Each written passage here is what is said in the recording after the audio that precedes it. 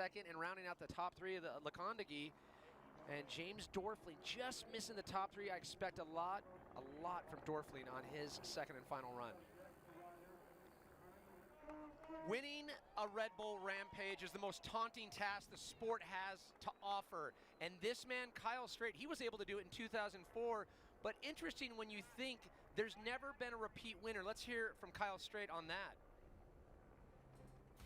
Yeah, there hasn't been a repeat winner of the Rampage in the entire history. So I don't really feel pressure, but I would be super stoked to be the second time winner. It would be awesome. You know, there's a lot of other dudes out here. 3 other dudes that are shooting for that goal.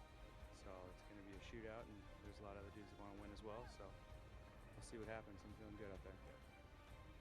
All right, he says he doesn't feel pressure, but I know there's so much pride that comes with this event. He's got to be so disappointed. He's good friends with Cam Zink, the defending champion, but here's his chance to become a 2-time Rampage winner. Kyle Strait on his second and final run. Yeah, exactly, Pat. One of the only 2 riders that are the most experienced here, having done all the events since the beginning, since he was a kid. The other one being Vanderham, correct? Exactly. Yeah. He was also a teenager when this all started. And Kyle's got an interesting line.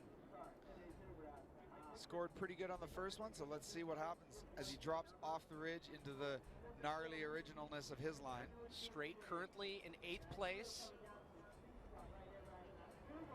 Huge air. Big distance there for Strait. Makes the transfer. Has to better an 82 to move to the top spot.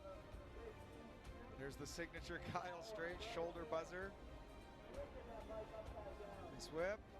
Coming just under the Oakley Center as he approaches that other open valley. A lot on offer right here. I don't think anyone can argue that he's the biggest, burliest rider in this event. And here he comes charging into this air that we saw in practice last night that he talked about.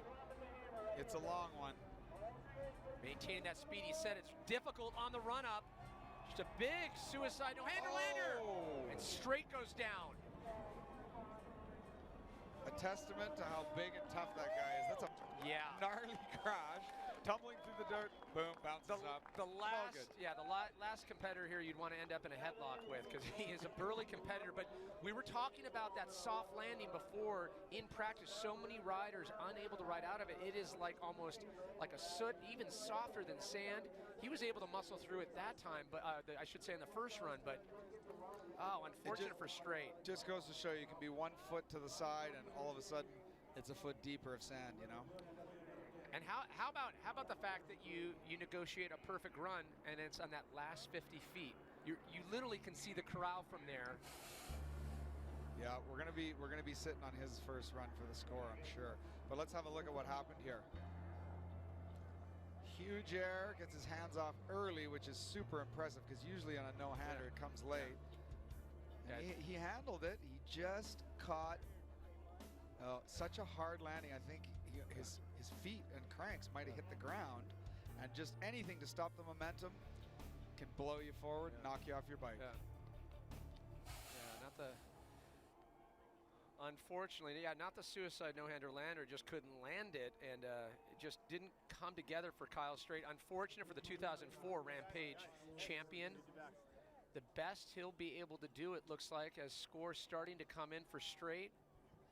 He's trying to better that 65, I believe was a 65.75 from his first run, but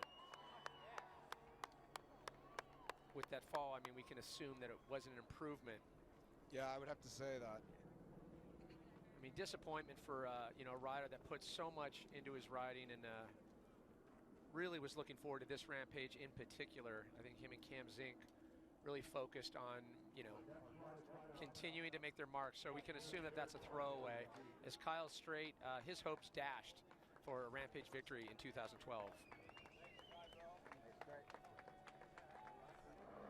Waiting to take the drop, none other than Darren